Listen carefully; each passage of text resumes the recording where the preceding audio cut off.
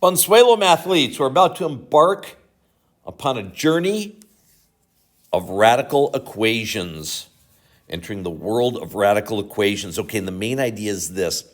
If you want to get rid of a radical, and again, this has to be an equation, you raise both sides of the equation to the exponent that corresponds to the index. Okay, what do I mean by that? Don't write any of this down, just listen. Let's say you have the square root of x equals 3. What do? Since it's a square root, meaning the index is 2, you square both sides. Okay? But what if it happens to be the, fourth root of x? Well, you raise both sides to the fourth power. Okay? But what if it happens to be the seventh root of x equals 3? Well, you raise both sides to the seventh power. Okay, that's the idea. Now, but there's something you have to be careful of here. You have to check to make sure that your answer actually works. Even if you do everything correctly, you could get something that doesn't work. Okay, now we've had to do stuff like this before. Most recently, with the fractional equations, we had to check them. Okay, now there we were checking for a denominator becoming 0. We're not checking for anything in particular here, mainly just to see if it works. So first thing you want to do is get the radical alone. I'll kind of explain to you eventually, by the way, how that can happen. You can do everything correctly, but it still doesn't give you a correct answer. So you get the radical alone, and then you raise both sides of the equation to the exponent that corresponds to the index, solve, and then check. Okay, so let's take a look. The first problem, okay, get the square root alone. So we're going to subtract the 3 from both sides. And then we're going to square both sides of the equation, and we get x equals 49. Now let's check and see if that works. It's the square root of 49, which is 7, plus 3 equals to 10. Good. So x equals 49. That's your answer. Okay? Here, we're going to subtract 10. And we get negative 7. Let's square both sides. And we get x equals 49. Let's check it. Okay, is the square root of 49, which is 7, plus 10 equal to 3? No, it's not. Now, what happened? Notice before I squared it, I had the square root of x equaled negative 7. Well, you can't have the square root of x equal to a negative. A square root's always a positive. Okay? So that's why it didn't check. When we squared it, both sides became positive, but originally they weren't both positive. You don't have to worry about all that when you're doing it. But so what's the answer here? If this doesn't work, what's the answer? There is no solution. There's nothing that makes it true. Okay? All right. Let's subtract the 7. And then we'll raise both sides to the 5th power, because it's a 5th root. So we get x minus 4 equals 32, and x equals 36. So let's check and see if that makes it true. So we've got the 5th root of 36 minus 4, which is 32, plus 7 is that 9. Okay, well this is the 5th root of 32, which is 2. Is 2 plus 7 equal to 9? Yes, so that makes it true. Okay, let's bring the 14 over. So we have the cube root of x plus 5 equals negative 2. So we'll cube both sides. And we have x plus 5 equals negative 8. And x equals negative 13. Let's check it. So we have the cube root of negative 13 plus 5 plus 14. Does that equal 12? Well, this is the cube root of negative 8. The cube root of negative 8 is negative 2. Negative 2 plus 14 equals 12, so that's fine. So this makes the statement true. Notice that even though it was a cube root equals a negative up here, that's okay because you're talking about a cube root, and a cube root can give you a negative. Up here, it was an even root was equal to a negative on this line right here. So that's not possible. Okay, next one. Let's square both sides. So we get 4x minus 3 equals x squared. So we'll set it equal to 0.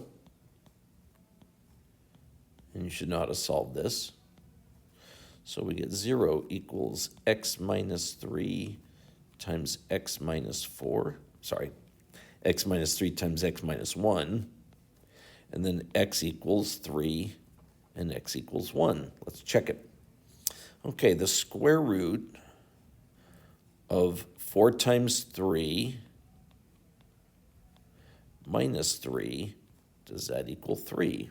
Well, that's the square root of, 12 minus 3 is going to be 9, and the square root of 9 equals 3, so that's fine. Okay, the square root of 4 times 1 minus 3, does that equal 1? Well, 4 times 1 minus 3 is 1. The square root of 1 is 1, so we're fine. All right.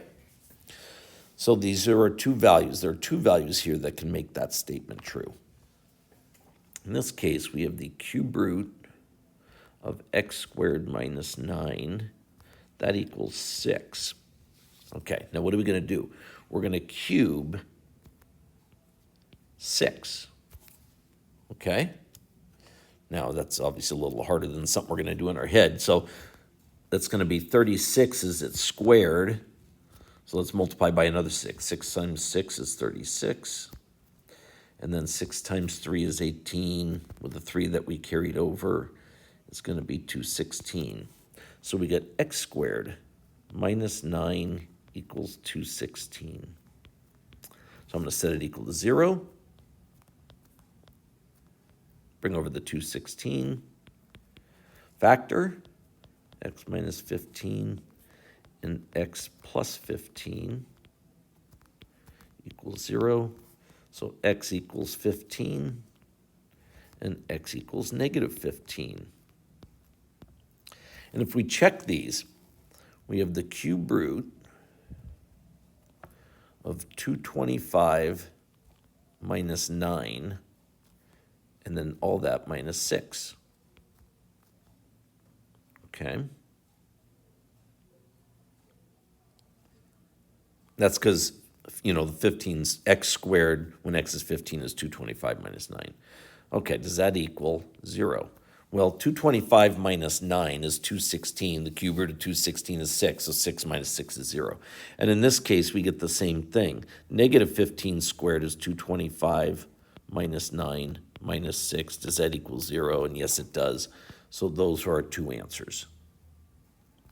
Okay, this problem I'm going to change, okay, because there's something that doesn't work with it. I already changed it on your paper, so you don't have to worry about that. But I'm going to make this a plus 9. Okay? So let's bring the 7 over.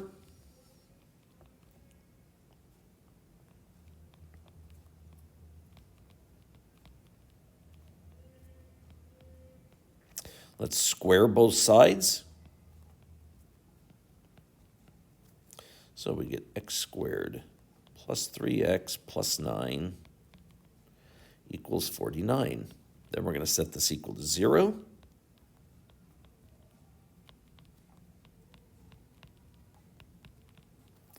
And then we're going to square it. Not square it, sorry, factor it. So we get x plus 8 and x minus 5. So x equals negative 8 and x equals 5. Okay, well, to check this, whoa, what happened there? That was interesting. Okay, to check this, we've got the square root of negative 8 quantity squared plus 3 times negative 8 plus 9. Does the square root of all that equals 7? And then for this other one, it's the square root of 5 squared plus 3 times 5 plus 9. Sorry, not does that equal 7. I apologize. The original equation was minus 7. Does that equal 0? Okay, and that's plus 9. And that whole thing minus 7, does that equal 0? Okay, so this is 64 minus 18, which is going to be 46 plus 9. What am I doing wrong here? Let me do this again. Okay, this is the square root. Yeah, not 18, minus 24, sorry. So that'd be 64 minus 24 plus 9. Then minus 7, does that equal 0?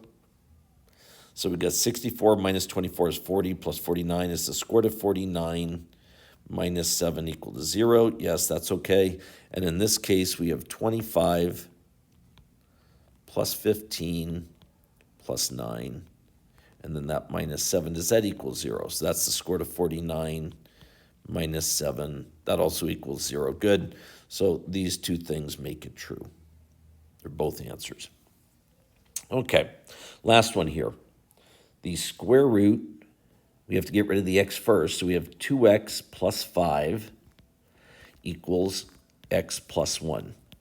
Now when we square both sides, we can't square on the right-hand side here. We can't square each one. Why? Because of the plus sign. So on the left, it becomes 2x plus 5.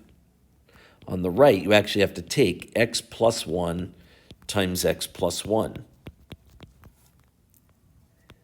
And so we get, when you do that, you get x squared plus 2x plus 1. Now we'll set it all equal to 0. And notice the 2x's go away, subtract.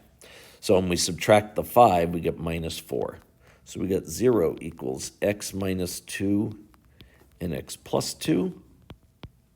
Okay, so that gives us x equals 2 and x equals negative 2. Let's check those in the original. So we have the square root of 2 times 2 plus 5 minus 2. Does that equal 1? Okay, well, this is square root of 9 minus 2. Does that equal 1? Yes, it does. Okay, so we're good there. Okay, let's try this one. The square root of 2 times negative 2 plus 5 minus 2. Sorry, minus a negative 2. Apologize. Does that equal 1? Well, let's see. Okay, this is going to be the square root of 1. And then 2 negatives gives us a positive. Well, that would be 1 plus 2. Does that equal 1? No, it doesn't. So this one doesn't work. So the only answer here that works is x equals 2. Okay, that's about it. It's a pretty straightforward idea. I think the thing that's going to trip people up, if anything, is they're going to forget to check it. So make sure you do that. Have a good day, everybody.